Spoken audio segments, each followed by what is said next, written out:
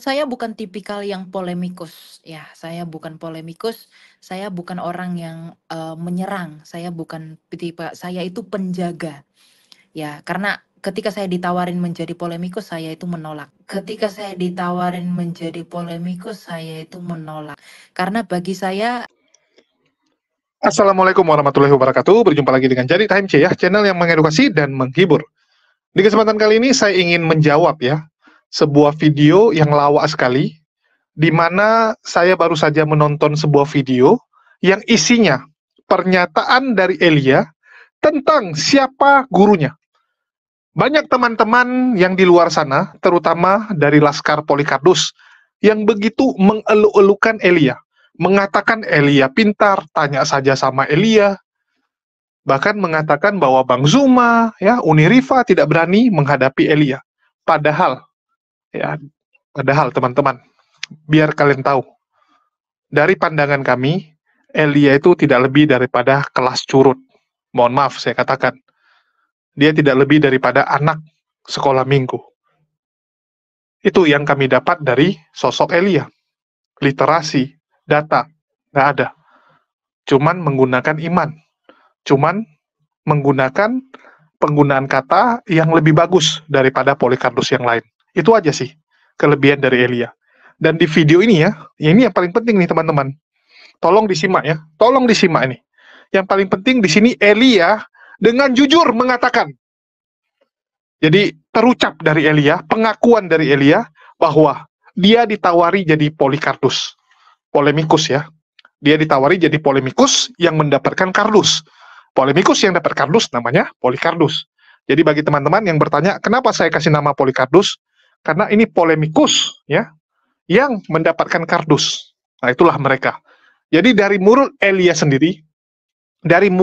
sendiri terucap bahwa ternyata dia pernah ditawari untuk menjadi polemikus. Tetapi Elia mengatakan dia menolak ya. Kemarin dia menolak.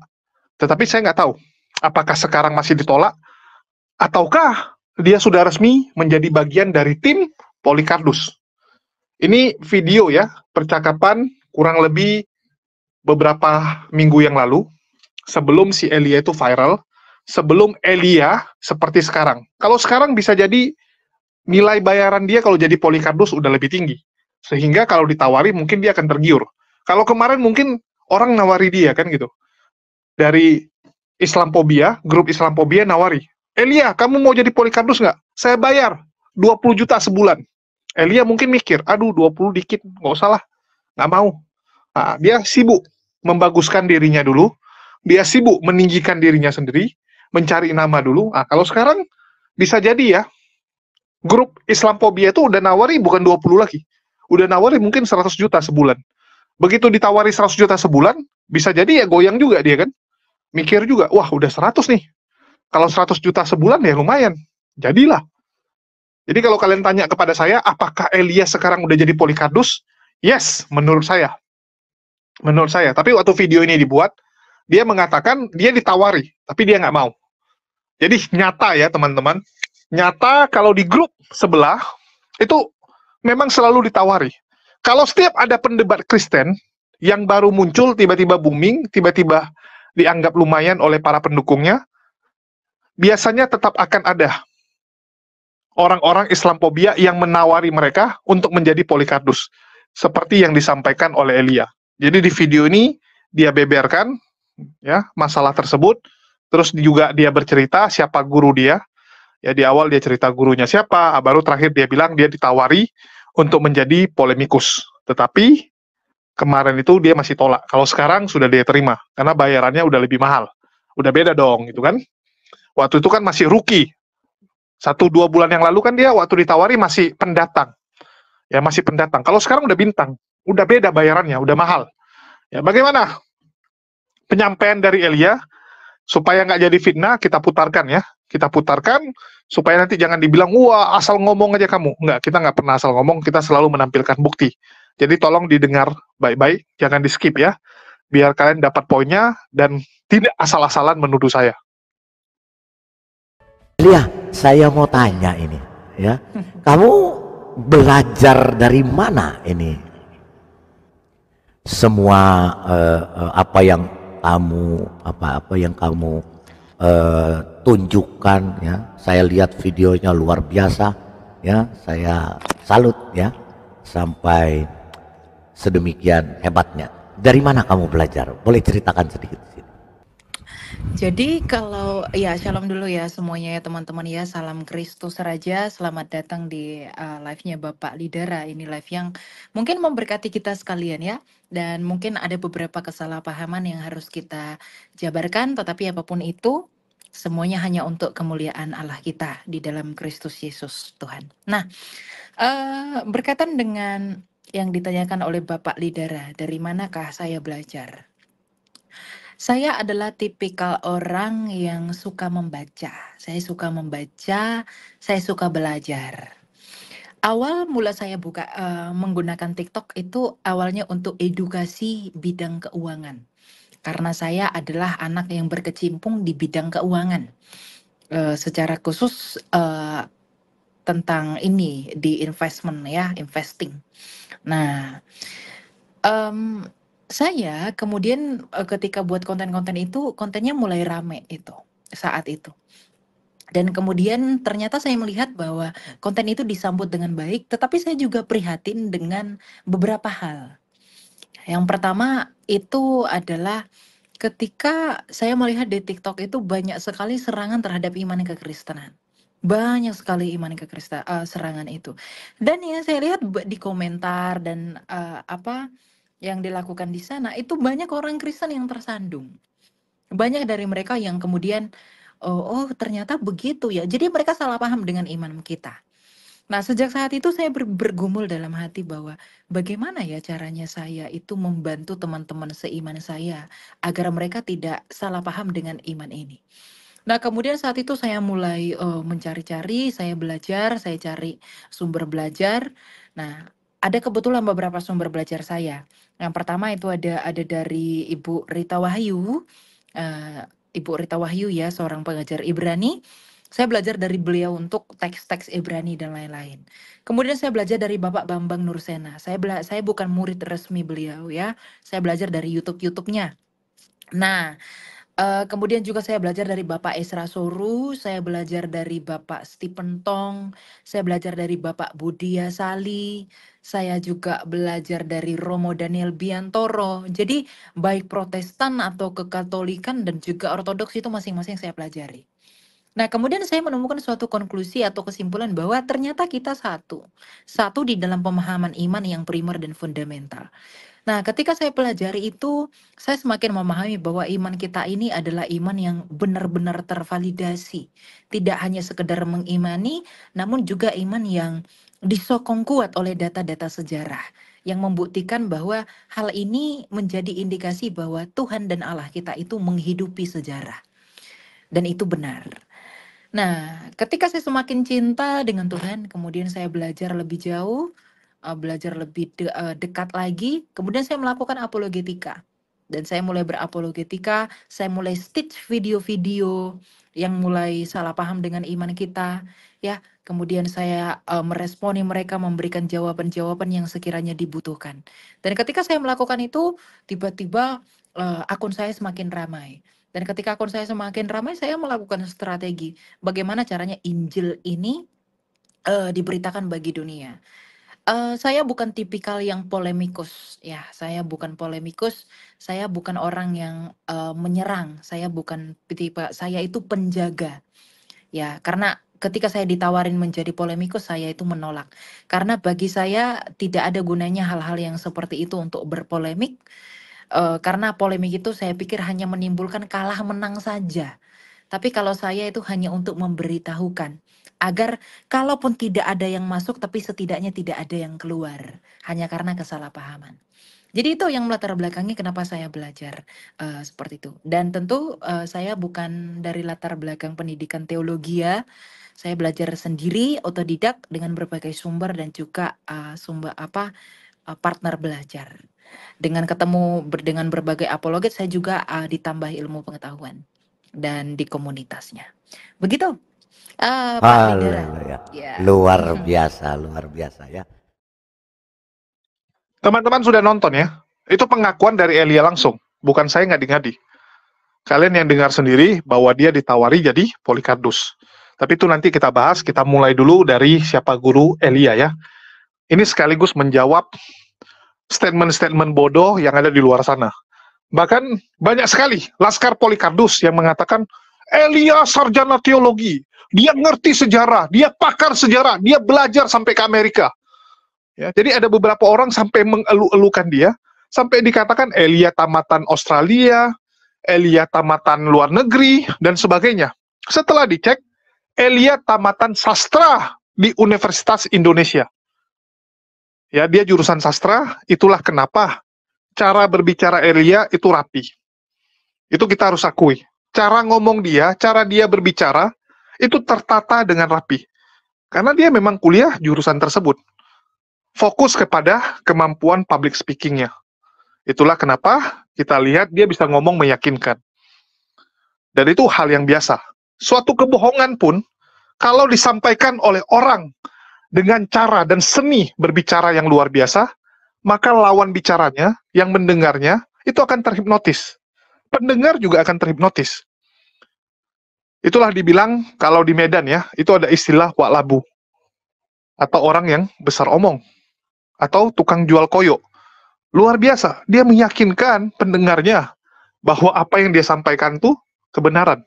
Padahal omong kosong. Sama seperti Elia. Dia punya kemampuan seperti itu. Meyakinkan orang. Saking meyakinkannya, laskar Polycarpus sampai berpikir bahwa Elia itu sarjana teologi lah, dia sudah belajar sampai kemana lah. Dan ini terjawab ya. Elia sendiri mengakui, dari mulutnya sendiri, dia bukanlah sarjana teologi. Dia tidak pernah sekolah teologi. Pengetahuan yang dia dapat, itu hasil dari nonton YouTube. Sama seperti teman-teman. Sama seperti para penonton. Kalau kalian rajin belajar, jadi kalian nonton itu bukan sibuk dengan chatting-chatting, ya ikut di live chat, tapi benar-benar menyimak pembicaraan dan kalian tulis. Ya kalian catat apa yang disampaikan oleh narasumber, maka kalian juga akan sama. Kalian akan seperti Elia juga. Cuman yang beda mungkin kemampuan berbicara. Dan saya yakin, di luar sana juga banyak umat muslim ya, yang kemampuan berbicaranya jauh lebih luar biasa daripada Elia. Bisa jadi ada juga yang jago berorasi seperti Bang Zuma. Bahkan bisa jadi lebih luar biasa dari Bang Zuma. Di luar sana pasti banyak ini, umat-umat muslim. Cuman belum terpanggil saja. Kan bedanya di situ. Belum terpanggil untuk ikut terjun melawan Polycarpus. Dan saya senang. Saya senang melihat makin maraknya dunia debat ini. Sekarang makin banyak anak-anak muda baru yang ikut terjun. Makin banyak wajah-wajah baru dengan segala latar belakang ya, yang menunjang untuk diskusi ini. Saya senang ada Bang Jibril ya, dengan literasi yang luar biasa. Apalagi Bang Jibril itu untuk nyari data cepat ya, karena komputernya bagus. Perangkatnya benar-benar menunjang. Belum lagi hal-hal yang lain. Jadi banyak orang-orang dengan wajah baru sekarang ya. Mantap. Pertahankan dan semoga makin ramai. Dan cara tim muslim untuk menangkal Polycarpus makin beragam. Jangan melulu debat, reaksi, kan begitu. Kalau nggak bikin konten lucu-lucuan. Semoga besok-besok kita ada konten yang animasi, ya, ada konten yang dalam bentuk yang lain lagi, sehingga makin beragam lah channel-channel muslim. Kita semua butuh, ya, kita semua butuh sebanyak-banyaknya konten kreator, sebanyak-banyaknya pendebat muslim untuk menghadapi Polycarpus yang makin hari makin ramai juga. Kita bisa lihat bahwa jumlah Polycarpus bertambah, karena memang ada dalangnya, ada donaturnya, seperti yang disampaikan Elia. Ada yang menawari untuk menjadi polemikus, ada yang nawari, ada yang berani ngasih gaji. Itulah yang membuat mereka termotivasi. Dan saya sudah sampaikan dari tahun lalu ya, bahwa kedepannya pekerjaan sebagai penghujat Islam itu akan tumbuh subur, karena ada pasarnya, ada yang membayar. Selama ada yang membayar, ya, ada permintaan, ada demand-nya, pasti ada yang supply. Kan seperti itu. Itu udah hukum alam. Hukum pasar seperti itu. Ini ada nih, orang nawari duit, yang penting kamu hujat Islam. Pasti akan ada orang yang kepepet. Mungkin anaknya lagi sakit, Mungkin dia baru di PHK, nggak ada duit, mau nggak mau dia ambil pekerjaan tersebut. Seperti yang dilakukan oleh Rudi Simamora kan, menghujat demi apa? Demi fulus. Kan seperti itu. Jadi memang marketnya ada. Itu yang memancing munculnya Polycardos ini. Terus Elia mengatakan dia belajar dari membaca dan menonton penjelasan Bu Rita Wayu, Bambang Nursena, Esra Soru, ya, Pendeta Budi Asali, Romo Daniel, di mana nama-nama tersebut saya rasa sudah familiar dan para penonton sudah kenal lah siapa itu Rita Wayu, siapa itu Bambang Nursena, siapa itu Esra Soru dan Budi Asali. Dan saya cukup terkejut ya. Saya cukup terkejut dan saya memaklumi kenapa Elia kabur. Kenapa Elia tidak berani datang untuk berdiskusi. Sangat wajar. Sangat wajar dia tidak datang. Karena yang akan menjadi lawannya adalah Kodonditan yang notaben. Ya, Kodonditan yang notaben sudah menghajar Budi Asali dan juga pendeta-pendeta lainnya. Gurunya saja babak belur. Bagaimana nasib dia? Kan seperti itu. Nah, seperti cuplikan inilah saya tampilkan sebagai bukti. Saya tidak tahu. Perawan, Pak. Perawan. Ya sudah, perawan. Kenapa hak almah yang bukan artinya perawan diterjemahkan menjadi perawan, Pak? Itu adalah bukti bahwa Septuaginta itu sudah dirubah-rubah oleh bapak-bapak gereja, Origen, Lucian, sampai Hesisius, sehingga Septuaginta seolah-olah berbicara mengenai Yesus di Perjanjian Baru. Ini mohon maaf ya, bukan saya ngajarin ya Pak Budi ya. Tapi itu saya bisa pertanggungjawabkan datanya dari mana. Jadi, kalau Bapak bilang PB mengutip dari PL, kira-kira Pak Budi tahu nggak berapa ayat yang dikutip oleh penulis PB dari PL? Silakan Pak. Saya tidak pernah menghitung, tapi jelas banyak sekali. Silakan. 937 tepatnya, hampir 1000 ayat Pak. Artinya, kalau penulis PB banyak sekali mengutip dari PL, pertanyaan saya, apakah penulis PB ini diilhami oleh Roh Kudus atau diilhami oleh PL? Silakan Pak. Jelas ya, bahwa pendeta Budi Asali babak belur. Babak belur menghadapi Kodonditan. Kalian bisa lihat, videonya masih banyak, ya kalian masih bisa akses di YouTube. Budi Asali lawan Kodonditan. Silakan nonton yang full. Biar makin puas kalian lihat, terutama teman-teman Kristen, terutama teman-teman Laskar Polycardos, kalian tonton sendiri. Budi Asali yang dianggap pintar oleh teman-teman sebelah, itu babak belur. Babak belur, dikasih data sama Kodondi, nggak bisa jawab. Hanya bisa terdiam dan menerima fakta tersebut. Kenapa seperti itu? Ini menurut Kodondi ya. Menurut Kodondi, lawan orang Kristen itu gampang sekali dalam diskusi. Selama ajaran mereka menuhankan manusia, maka kita tinggal tanya, ini ajarannya kok mirip pagan? Kita kasih nampak literasi dan data-data agama-agama sebelumnya yang memang ya sangat mirip. Peribadatannya, caranya, konsep keselamatannya yang sangat mirip dengan Kristen. Apakah ini agama pagan yang di rebranding atau hanya kebetulan mirip? Kan seperti itu. Kalau memang kebetulan mirip, kok bisa? Ini akan membuat teman-teman sebelah itu akan kelabakan. Dan terbukti sampai detik ini nggak sanggup jawab. Kenapa Yesus itu ceritanya mirip ya dengan agama-agama pagan yang lain? Seperti apa? Seperti Osiris, ya, seperti Mitra, ya, Dewa Mitra di mana dia datang ke dunia untuk menebus dosa manusia. Dia mati demi dosa manusia. Ini mirip. Terus cara penyembahannya dengan pujian, lagu. Ini kan mirip dengan pagan juga, ada pujian-pujiannya gitu. Ada tari-tariannya. Belum lagi konsep-konsep lainnya, sangat banyak. Dan kita tinggal tampilkan data. Musuh besar dari kekristenan, yang pertama fakta sejarah. Yaitu musuh besar. Karena apapun ceritanya akan terbantahkan dengan fakta sejarah, ya, dan juga data sains yang tidak sejalan dengan kekristenan. Ini menurut pendapat Kodondi ya. Terus yang kedua, kekristenan akan tertampal oleh Bible sendiri. Jadi dia ditampar oleh Bible-nya sendiri. Karena ayat di sini, ya ayat A nanti akan kontradiksi dengan ayat C. Begitu juga dengan ayat B, akan kontradiksi dengan ayat K. Jadi sesama ayat aja akan bertabrakan.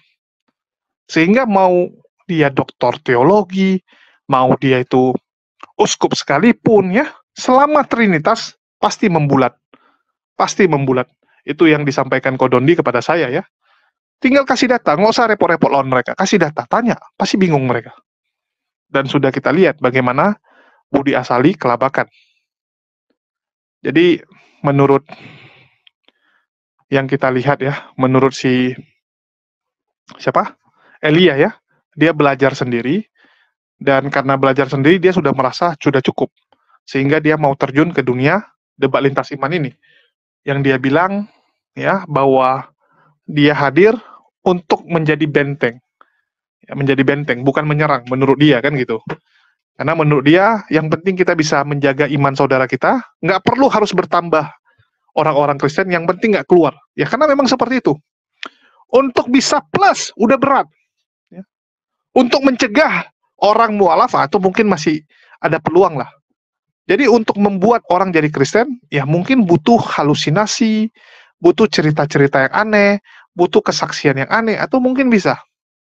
Atau mungkin tawari duit, tawari apem ya, tawari perut dan dibawa perut, itu bisa untuk membuat orang murtad.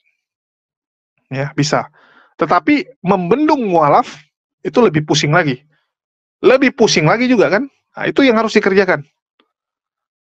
Itulah PR paling penting teman-teman kita sebelah, bagaimana membendung orang untuk mualaf. Caranya apa?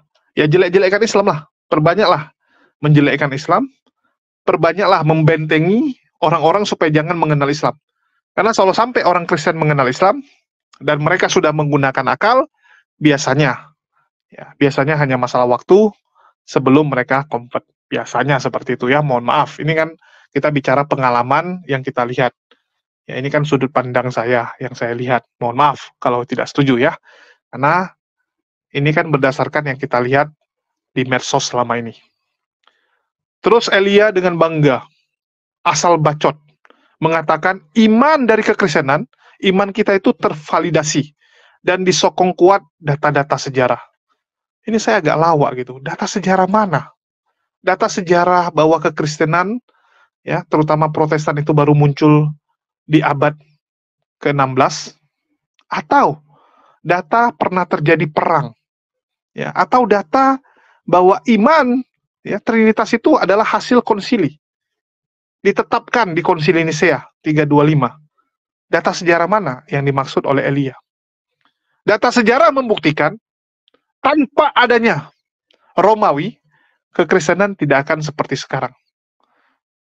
Data sejarah membuktikan Yesus orang Yerusalem, ya, orang Israel, dan agama Kristen pusatnya bukanlah di sana, tetapi ada di Roma, yang jaraknya 3.000 km lebih.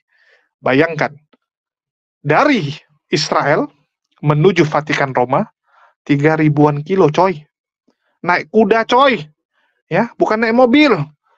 Teman-teman, kalau saya bilang sama kalian, yuk, kita road trip naik mobil 3.000-an kilo.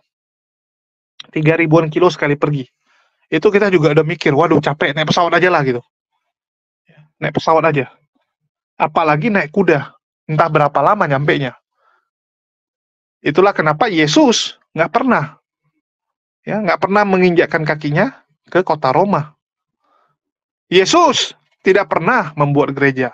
Yesus tidak pernah mengenal Bible. Isi Bible aja pun dia nggak tahu ya, kalau yang perjanjian baru. Kalau perjanjian lama, oke lah, dari kitab Tanakh. Kan seperti itu. Nggak kenal, teman-teman. Jadi, data sejarah mana yang dibilang oleh Elia? Tervalidasi dari mana, gitu. Mari kita bahas sejarah lah. Kalau memang mau, tentukan waktu, karena sejarah itu adalah passion saya. Saya termasuk yang suka ya dengan sejarah, walaupun untuk menghafal saya mungkin agak kurang, tapi saya tahu timeline dunia. Dari peradaban pertama ya, di belahan bumi apa ada apa, terus belahan bumi yang lain sedang terjadi apa, saya punya itu. Karena bokap saya ya, itu mania sejarah, bahkan dia itu bisa sampai hafal detail-detailnya. Kalau saya enggak ya, karena kebanyakan makan micin mungkin. Kalau bokap saya, dia nggak suka micin soalnya. Kalau bokap saya tuh, sampai Perang Dunia Kedua, dia tuh bisa hafal tuh tanggal kejadian-kejadian penting.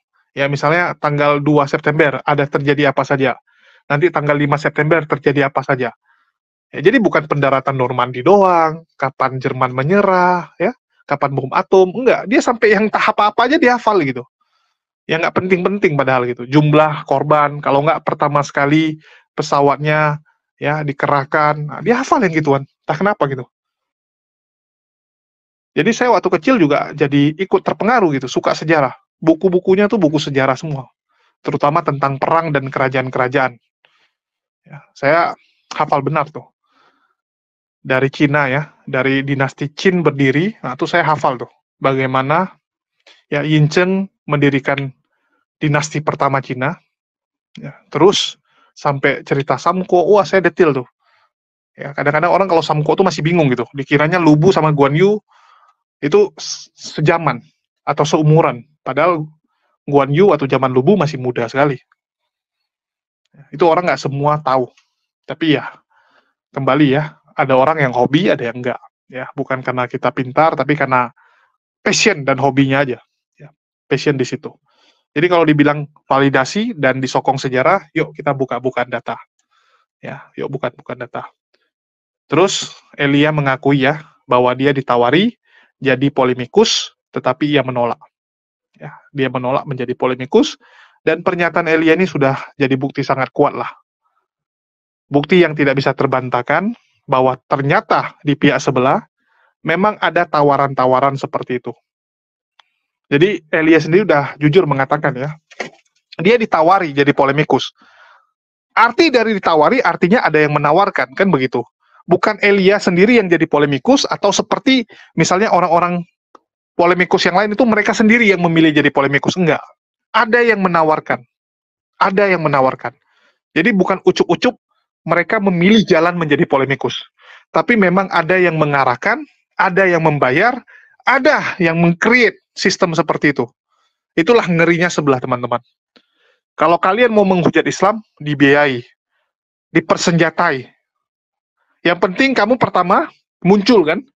Kamu muncul, cari nama dulu, nah, mulailah dengan cara menghujat agama Islam di komal-komal Kristen. Begitu punya nama, buka komal sendiri.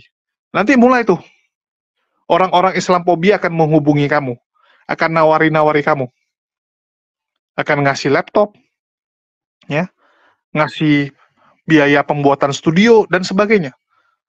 Dan ini ngerinya di sebelah, teman-teman. Saya juga bingung ya, kok ada orang sebegitu bencinya Islam sampai mau mengeluarkan uang. Tapi kalau kita bilang di sebelah ini memang banyak orang kaya ya, jadi dia keluar uang 30 juta, 50 juta, bagi mereka sepele. Karena mungkin kekayaan dia sendiri ada ratusan miliar. Dan kebencian dia kepada Islam sangat besar gitu kan. Mungkin gara-gara tender, pekerjaan ya, dia merasa mungkin banyak oknum Islam yang tidak benar gitu kan, sehingga dia benci kepada Islam. Atau enggak dia korban 98, sehingga masih ada rasa dendamnya. Banyaklah faktornya. Ini yang membedakan kita dengan mereka, bahwa kita hadir di sini untuk menjawab syubhat, meluruskan fitnahan mereka. Kalau mereka itu benar-benar untuk nyari duit, bahkan jadi polemikus, ya, ditawarkan untuk jadi polemikus. Memang bedanya di situ, teman-teman. Dan sekali lagi ya, mari kita dorong tim Muslim agar makin ramai, supaya kita makin kuat dan makin banyak yang membentengi saudara-saudara kita. Karena ini makin melebar, teman-teman. Polemikus ini makin ramai, makin melebar. Bahkan jujur ya, saya cukup kecewa kalau mau dibilang. Di 2023 ini saya melihat umat Muslim ini terlalu terlena dengan TikTok, sehingga semua sibuk dengan TikTok. Padahal Paul Jang itu masih ada di Zoom, Wak Donat masih ada StreamYard, Pak Bom Bom juga sama, masih banyak polemikus lainnya yang fokusnya masih di YouTube, ya, terus buat konten-konten syubhat seperti yang dilakukan Tanpa Ragi juga. Nah, ini harusnya kita punya orang-orang yang marking mereka gitu. Sama seperti Uniriva, saya suruh marking Elia sekarang ya. Jadi bagi teman-teman yang nonton TikTok juga mungkin sudah dengar juga dari Ustadz Mata Ali ya, yang mengatakan bahwa akan kolaps dengan saya. Ya, kita akan kolaborasi, membuat channel khusus untuk meluruskan fitnahan Polycarpus, terutama yang mengenai Islam. Jadi hujatan-hujatan mereka kepada Islam, kita jawab, kita luruskan, supaya teman-teman muslim tidak ada yang disesatkan. Itu yang pertama. Terus yang kedua, yang sama Unirifa sudah jalan, walaupun sampai sekarang channelnya tidak diterima sama YouTube. Terus saya pindahin di Dr. Akal HMC ya. Saya taruh channelnya Dr. Akal HMC. Jangan lupa didukung juga channel saya dengan Unirifa. Kalau kemarin saya rencananya pakai Unirifa Official, tapi ternyata Unirifa Official tidak diterima, sehingga kita fokus lagi dengan Dr. Akal HMC. Jadi saya mohon dukungannya, yaitu channel kita pakai dengan Unirifa. Bagi teman-teman yang belum tahu channelnya, mungkin saya tampilkan dulu ya. Tapi saya harap teman-teman udah tahu lah, kadang-kadang bingung juga nih ya.